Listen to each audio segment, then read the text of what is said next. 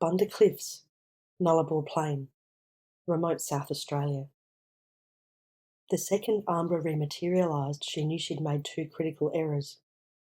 One was that she was not in Adelaide but somewhere very remote. Thunderous metal grey clouds from an approaching storm and a hot northerly wind swept along a wild coastline of sheer cliffs that were a short distance away. Beyond, she could hear a boiling ocean crashing onto rocks at the base of the cliffs.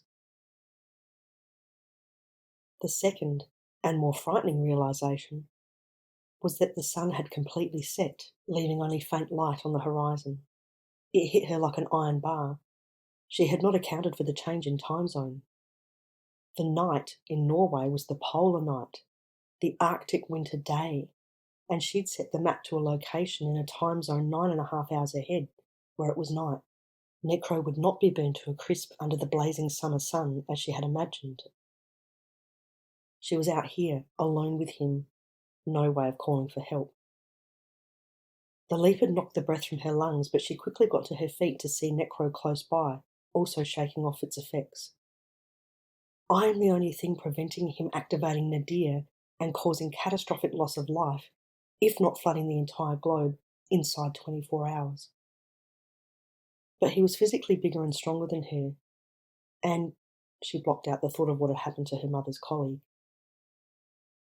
The moon was obscured by clouds. The last remnants of light were about to be extinguished on the horizon.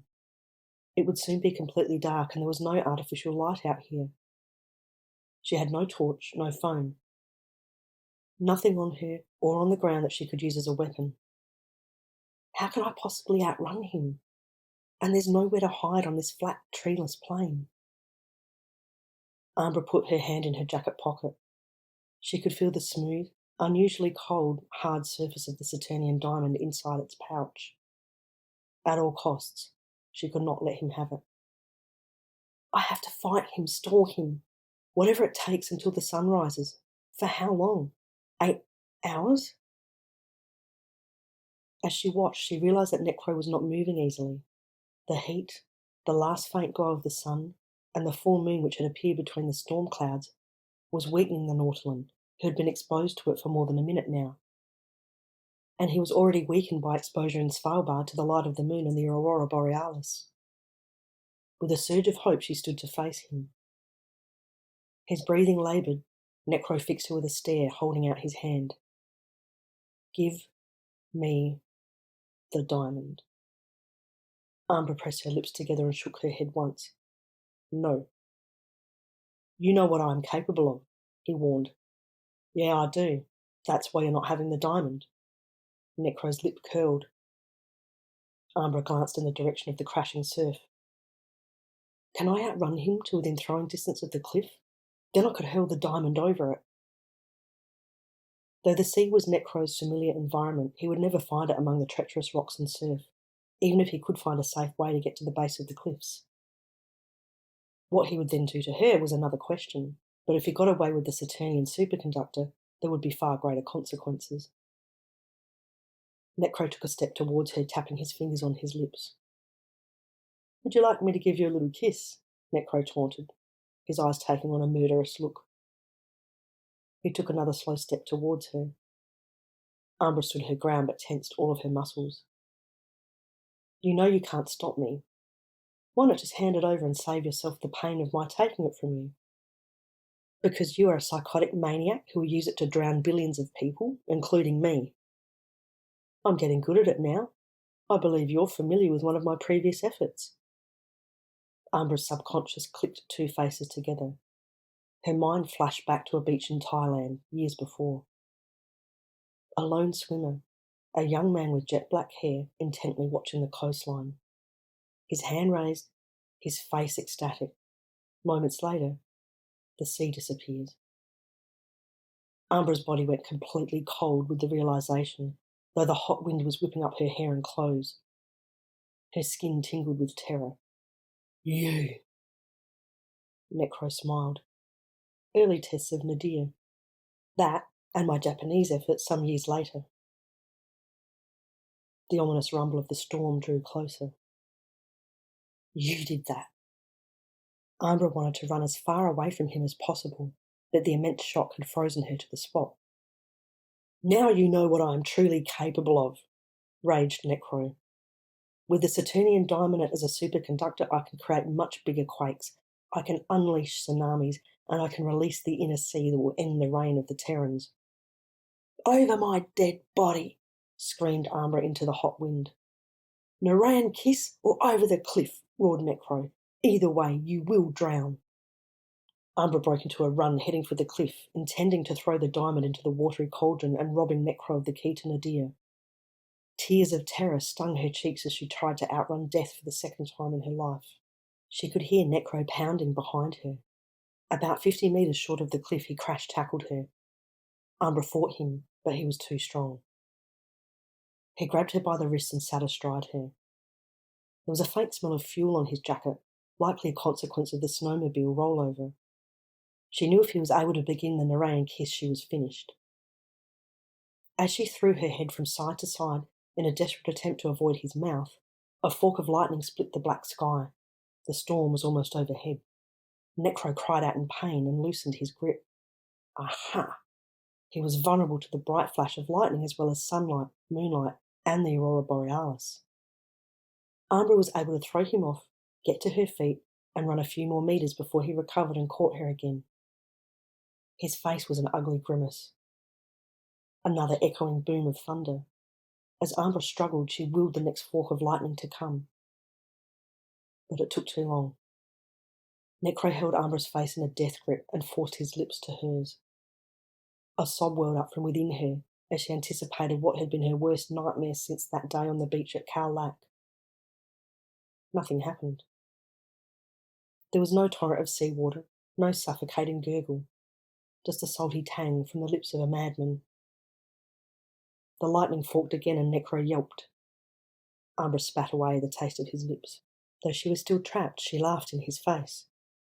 Ha! It's weakened you. You can't apply the kiss. Necro's face morphed into a mask of fury. He clenched his fist and punched Ambra hard across the jaw.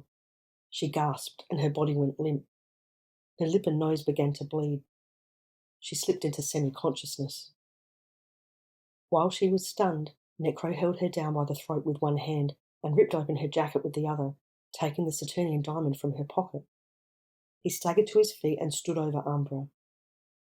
Necro slipped the jewel out of its velvet pouch and held it up, admiring the sparkling stone as he turned it in the faint moonlight emanating from beyond the clouds, the desert wind swirling around him. My beauty. Ambra tried to get up. What little she could see was shifting in and out of focus, and the sky seemed to be spinning, though she was still. But he was leaving with the stone, the superconductor. She slumped back to the ground, head pounding. I must get up. I must get up. Her heart was desperate, but like a boxer being counted out, her body was unable to respond. Then, in the middle of her groggy state, Ambra remembered. She gingerly pulled the remaining distress flare from inside of her jacket. Rolling over, she propped herself up on one elbow, lined up the device with Necro, who was limping inland away from the cliff, and fired it at him. Her aim was slightly too high for a direct hit, but a bright red glow and a shower of sparks filled the air above Necro's head. Startled, he turned and looked up. Ambra waited for him to cry out, for the falling sparks to hit their mark, for the flare to hamper his escape somehow. But the artificial light had no effect. It was not natural Terran light. Ambra slid back to the ground, defeated.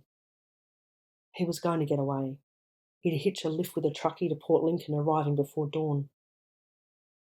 Then, out of the corner of her eye, she saw it. The Sand Poet's map. Still charged with energy released from the leap, it lay crackling and fizzing not far from her. With renewed hope, she got to her hands and knees, then managed to get herself upright. Would tackling Necro with a second leap, this time to a daylight location, be possible, despite what the Sand Poet had said? In the red light offered by the flare, she noticed the map was charred, its coordinates no longer visible. Her heart sank. The Sand Poet was right. Then Ambra noticed faint tendrils of smoke rising. The map had landed on a small pile of dry brush and twigs. There was little in the way of food for a fire on this treeless plain, but there were some smaller branches that looked like they'd been brought in for use as firewood by campers who had passed through the area. As the red light faded, Ambra grabbed as much fuel as she could find within reach, including a couple of small branches, and fanned the smoking pile. She gently blew on it. It crackled and caught alight. She added some of the brush and twigs. The fledgling fire grew bigger. She held her branches to the small fire until they came alive with a much bigger flame. Terran light. She turned and fixed her sights on Necro, now barely visible in the faint moonlight, but still making his way inland. Ambra moved rapidly on tiptoe, trying to mask her footsteps as much as possible as she ran Necro down. But before she had gotten within striking distance, he sensed her there and spun around. "No!" he bellowed, his eyes wide with fear as he saw her brandishing her makeshift torch. Without another word, Ambra ran at him and swung the fire at his torso.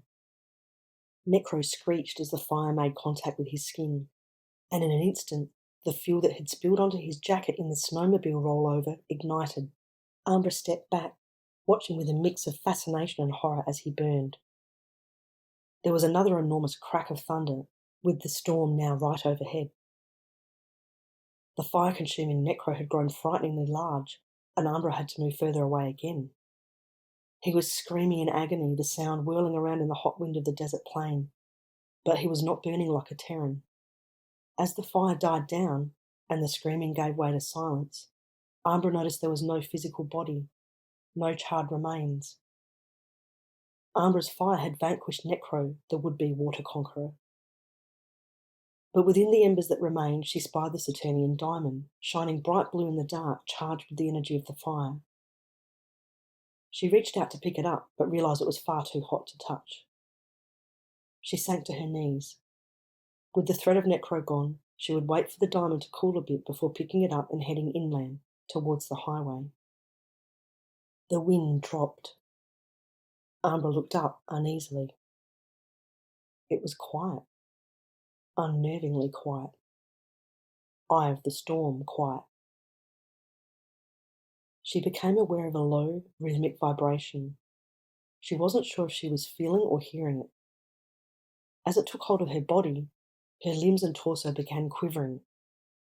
The Saturnian diamond had begun to glow a very bright blue, though it was pitch black. She struggled to her feet and moved backwards, away from the diamond. Without further warning, there came an unearthly shrieking as the sky was rent by a gargantuan bolt of bright blue lightning.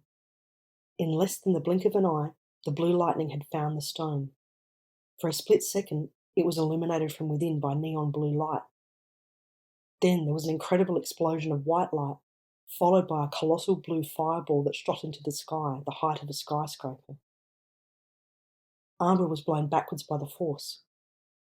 Her hair, skin, and clothes were singed, but she had been far enough away from the site of the blast to avoid serious injury.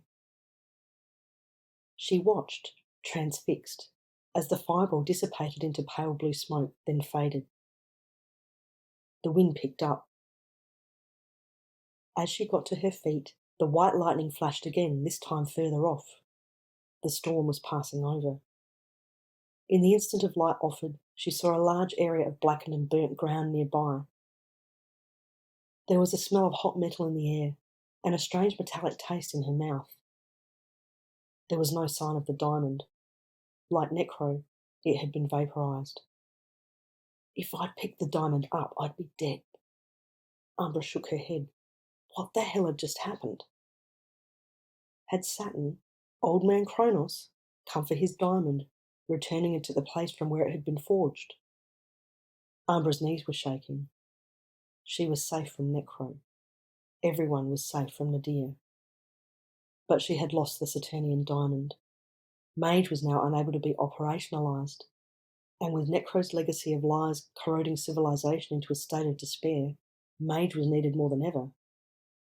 Not knowing what else to do, Ambra began staggering away from the cliffs, crying bitter tears of shock, relief and regret.